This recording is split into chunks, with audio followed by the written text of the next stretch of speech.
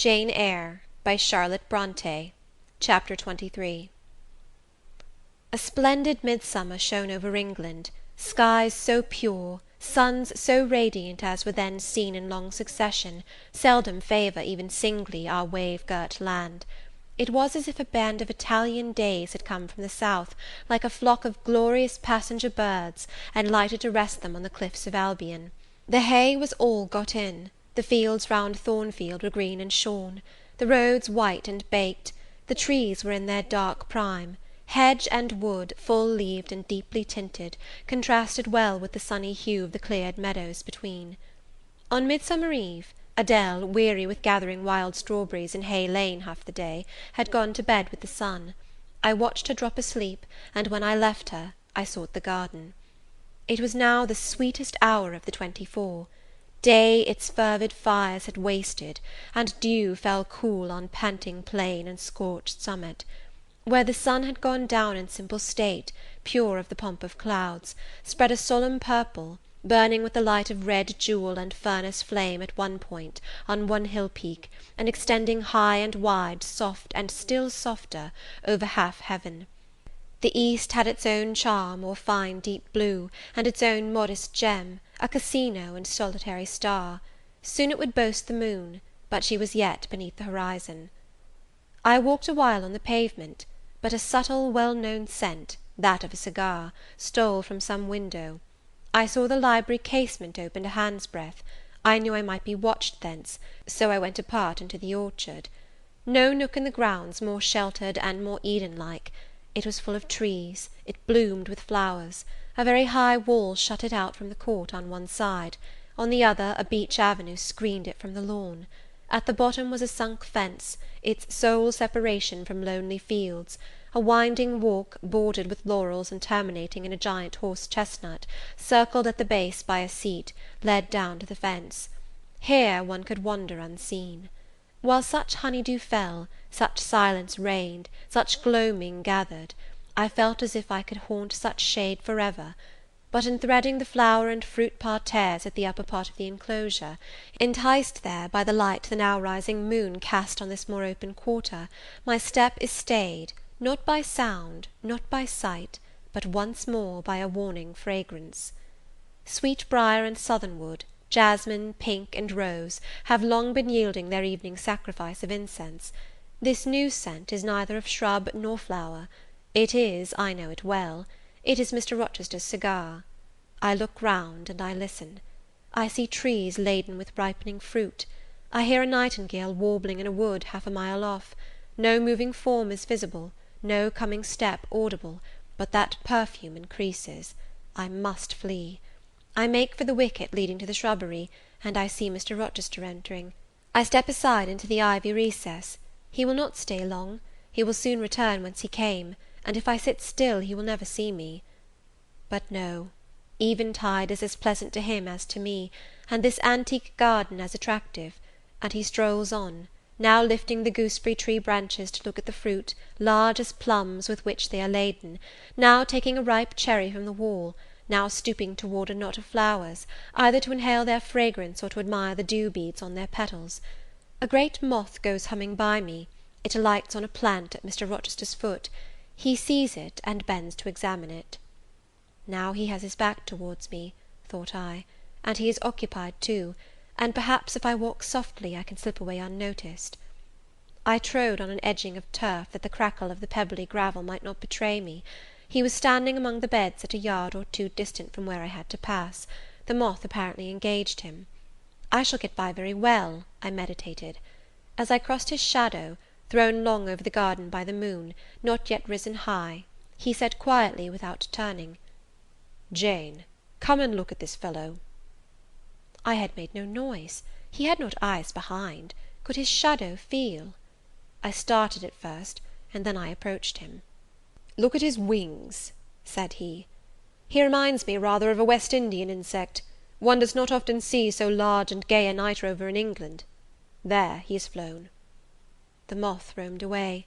I was sheepishly retreating also, but Mr. Rochester followed me, and when we reached the wicket, he said, "Turn back. On so lovely a night it is a shame to sit in the house. and surely no one can wish to go to bed while sunset is thus at meeting with moonrise.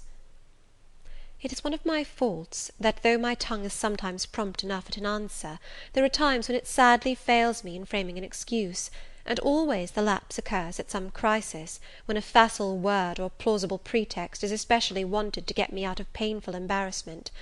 I did not like to walk at this hour alone with Mr. Rochester in the shadowy orchard, but I could not find a reason to allege for leaving him. I followed with lagging step, and thoughts busily bent on discovering a means of extrication, but he himself looked so composed and so grave also, I became ashamed of feeling any confusion. The evil, if evil existent or prospective there was, seemed to lie with me only. His mind was unconscious and quiet. "Jane," he recommenced, as we entered the laurel walk, and slowly strayed down in the direction of the sunk fence and the horse chestnut, "Thornfield is a pleasant place in summer, is it not?" "Yes, Sir." "You must have become in some degree attached to the house, you who have an eye for natural beauties, and a good deal of the organ of adhesiveness." "I am attached to it, indeed." "And though I don't comprehend how it is, I perceive you have acquired a degree of regard for that foolish little child Adele, too, and even for simple Dame Fairfax." "Yes, Sir, in different ways I have an affection for both." "And would be sorry to part with them?" "Yes." "Pity," he said, and sighed and paused. "It is always the way of events in this life," he continued presently. "No sooner have you got settled in a pleasing resting place, than a voice calls out to you to rise and move on, for the hour of repose is expired." "Must I move on, Sir?" I asked. "Must I leave Thornfield?" "I believe you must, Jane. I am sorry, Janet, but I believe indeed you must." This was a blow, but I did not let it prostrate me. "Well, Sir, I shall be ready when the order to march comes." "It is come now. I must give it tonight." "Then you are going to be married, Sir?" "Exactly, precisely. With your usual acuteness, you have hit the nail straight on the head." "Soon, Sir?" "Very soon, that is, Miss Eyre. And you'll remember, Jane, that the first time I, or rumour, plainly intimated to you that it was my intention to put my old bachelor's neck into the sacred noose, to enter into the holy estate of matrimony, to take Miss Ingram to my bosom, in short, she's an extensive armful, but that's not to the point, one can't have too much of such a very excellent thing as my beautiful Blanche. Well, as I was saying, listen to me, Jane. You're not turning your head to look after more moths, are you? That was only a lady clock, child, flying away home. I wish to remind you that it was you who first said to me, with that discretion I respect in you, with that foresight, prudence, and humility which befit your responsible and dependent position, that in case I married Miss Ingram, both you and little Adele had better trot forthwith. I pass over the sort of slur conveyed in this suggestion on the character of my beloved. Indeed, when you are far away, Janet, I'll try to forget it. I shall notice only its wisdom, which is such that I have made it my law of action. Adele must go to school, and you, Miss Eyre, must get a new situation." "Yes, Sir, I will advertise immediately, and meantime, I suppose I was going to say, I suppose I may stay here, till I find another shelter to betake myself to; but I stopped, feeling it would not do to risk a long sentence, for my voice was not quite under command. "In about a month I hope to be a bridegroom," continued Mr. Rochester, "and in the interim I shall myself look out for employment, and an asylum for you." "Thank you, Sir. I am sorry to give—" "Oh, no need to apologize. I consider that when the dependent does her duty as well as you have done yours, she has a sort of claim upon her employer for any little assistance he can conveniently render her. Indeed, I have already, through my future mother-in-law, heard of a place that I think will suit. It is to undertake the education of the 5 daughters of Mrs. Dionysus O'Gall of Bitternut Lodge, Connaught, Ireland. You'll like Ireland, I think. They're such warm-hearted people there, they say." "It is a long way off, Sir." "No matter. A girl of your sense will not object to the voyage or the distance." "Not the voyage, but the distance. And then the sea is a barrier." "From what, Jane?" "From England, and from Thornfield, and—" "Well?" "From you, Sir." I said this almost involuntarily, and, with as little sanction of free will, my tears gushed out. I did not cry so as to be heard, however. I avoided sobbing. The thought of Mrs. O'Gall and Bitternut Lodge struck cold to my heart, and colder the thought of all the brine and foam, destined, as it seemed, to rush between me and the master at whose side I now walked, and coldest the remembrance of the wider ocean. Wealth, caste, custom intervened between me and what I naturally and inevitably loved. "It is a long way," I again said. "It is, to be sure. And when you get to Bitternut Lodge, Connaught Island, I shall never see you again, Jane. That's morally certain. I never go over to Ireland, not having myself much of a fancy for the country. We have been good friends, Jane, have we not?" "Yes, sir." "And when friends are on the eve of separation, they like to spend the little time that remains to them close to each other. Come, we'll talk over the voyage and the parting quietly half an hour or so, while the stars enter into their shining life up in heaven yonder. Here is the chestnut tree, here is the bench at its old roots. Come, we will sit there in peace tonight, though we should never more be destined to sit there together." He seated me and himself. "It is a long way to Ireland, Janet, and I am sorry to send my little friend on such weary travels; but if I can't do better, how is it to be helped? Are you anything akin to me, do you think, Jane?" I could risk no sort of answer by this time. My heart was still. "Because," he said, "I sometimes have a queer feeling with regard to you, especially when you are near me, as now. It is as if I had a string somewhere under my left ribs, tightly and inextricably knotted to a similar string situated in the corresponding quarter of your little frame; and if that boisterous channel, and 200 miles or so of land, come broad between us, I am afraid that cord of communion will be snapped, and then I've a nervous notion I should take to bleeding inwardly. As for you, you'd forget me." "That I never should, sir, you know—" Impossible to proceed. "Jane, do you hear that nightingale singing in the wood? Listen." In listening, I sobbed convulsively, for I could repress what I endured no longer. I was obliged to yield, and I was shaken from head to foot with acute distress. When I did speak, it was only to express an impetuous wish that I had never been born, or never come to Thornfield. "Because you are sorry to leave it?" The vehemence of emotion, stirred by grief and love within me, was claiming mastery, and struggling for full sway, and asserting a right to predominate, to overcome, to live, rise, and reign at last, yes, and to speak. I grieve to leave Thornfield. I love Thornfield. I love it because I have lived in it a full and delightful life, momentarily at least. I have not been trampled on. I have not been petrified. I have not been buried with inferior minds and excluded from every glimpse of communion with what is bright and energetic and high. I have talked face to face with what I reverence, with what I delight in, with an original, a vigorous, an expanded mind. I have known you, Mr. Rochester, and it strikes me with terror and anguish to feel I absolutely must be torn from you for ever. I see the necessity of departure, and it is like looking on the necessity of death." "Where do you see the necessity?" he asked suddenly. "Where? You, sir, have placed it before me." "In what shape?"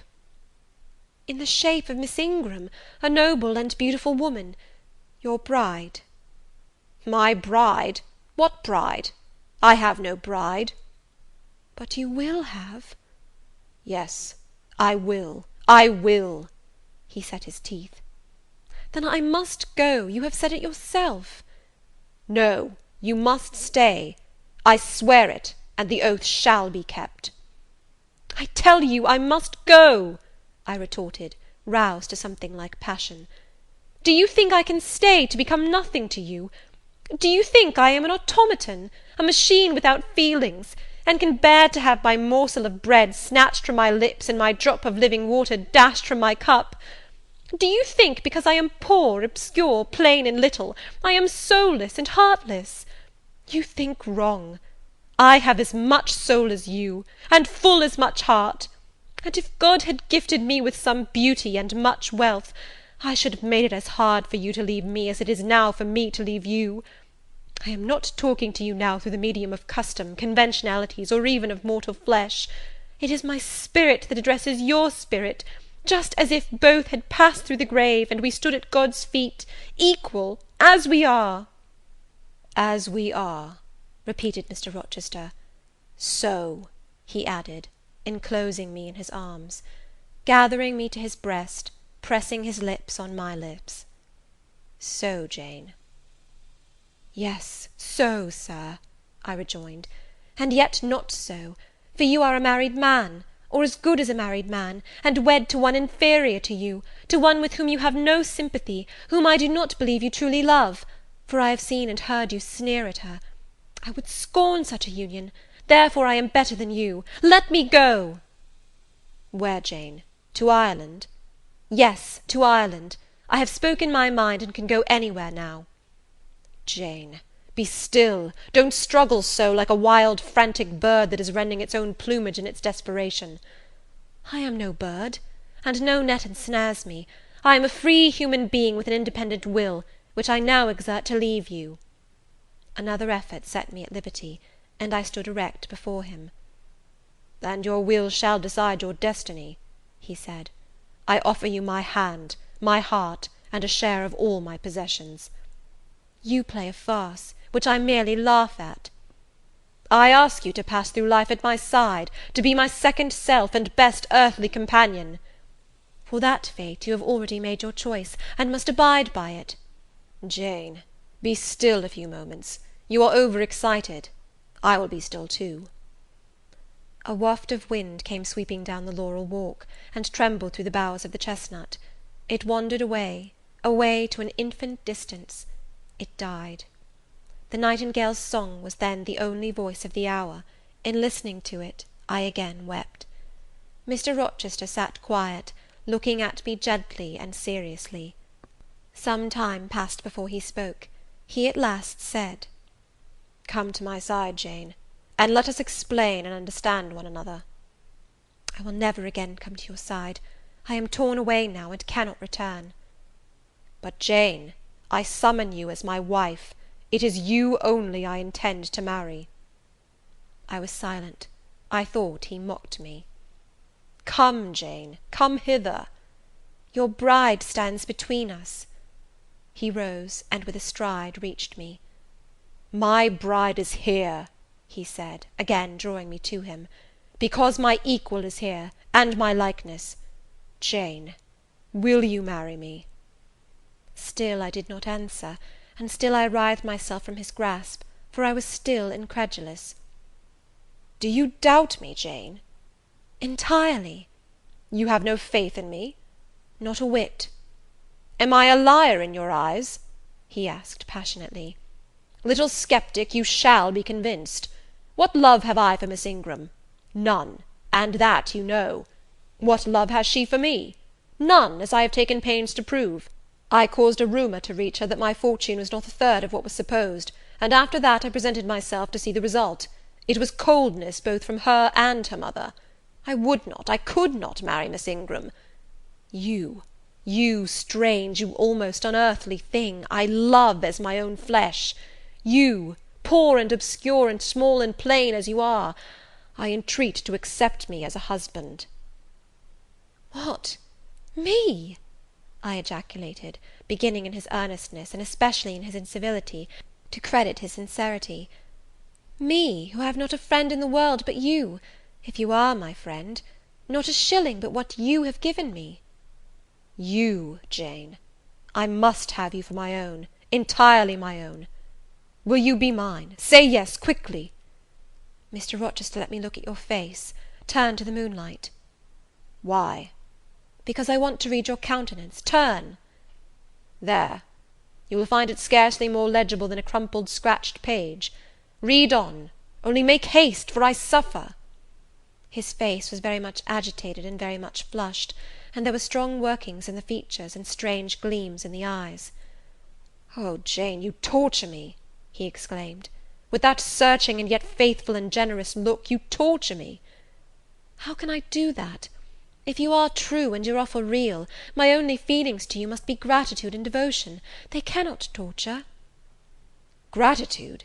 he ejaculated, and added wildly, "Jane, Accept me quickly. Say, Edward, give me my name, Edward, I will marry you." "Are you in earnest?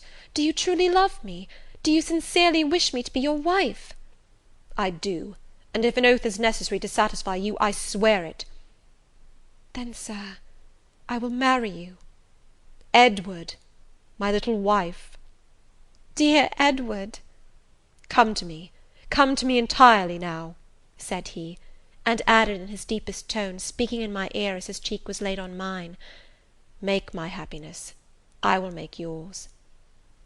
"God pardon me," he subjoined ere long, "and man meddle not with me, I have her, and will hold her." "There is no one to meddle, Sir, I have no kindred to interfere." "No, that is the best of it," he said; and if I had loved him less, I should have thought his accent and look of exultation savage; but sitting by him, roused from the nightmare of parting, called to the paradise of union, I thought only of the bliss given me to drink in so abundant a flow. Again and again he said, "Are you happy, Jane?" and again I answered, "Yes." After which he murmured, "It will atone, it will atone. Have I not found her friendless, cold, and comfortless? Will I not guard, and cherish, and solace her? Is there not love in my heart, and constancy in my resolves? It will expiate at God's tribunal. I know my Maker sanctions what I do. For the world's judgment I wash my hands thereof. For man's opinion I defy it." But what had befallen the night? The moon was not yet set, and we were all in shadow. I could scarcely see my master's face, near as I was. And what ailed the chestnut tree? It writhed and groaned, while wind roared in the laurel walk, and came sweeping over us. "We must go in," said Mr. Rochester; "the weather changes. I could have sat with thee till morning, Jane." And so, thought I, could I with you. I should have said so, perhaps, but a livid, vivid spark leapt out of a cloud at which I was looking, and there was a crack, a crash, and a close rattling peal, and I thought only of hiding my dazzled eyes against Mr. Rochester's shoulder. The rain rushed down. He hurried me up the walk, through the grounds, and into the house, but we were quite wet before we could pass the threshold. He was taking off my shawl in the hall, and shaking the water out of my loosened hair, when Mrs. Fairfax emerged from her room. I did not observe her at first, nor did Mr. Rochester. The lamp was lit, the clock was on the stroke of 12. "Hasten to take off your wet things," said he, "and before you go, good night. Good night, my darling." He kissed me repeatedly. When I looked up, on leaving his arms, there stood the widow, pale, grave, and amazed. I only smiled at her, and ran up stairs. Explanation will do for another time, thought I. Still, when I reached my chamber, I felt a pang at the idea she should even temporarily misconstrue what she had seen; but joy soon effaced every other feeling, and loud as the wind blew, near and deep as the thunder crashed, fierce and frequent as the lightning gleamed, cataract-like as the rain fell during a storm of 2 hours' duration, I experienced no fear and little awe. Mr. Rochester came thrice to my door in the course of it, to ask if I was safe and tranquil, and that was comfort, that was strength for anything.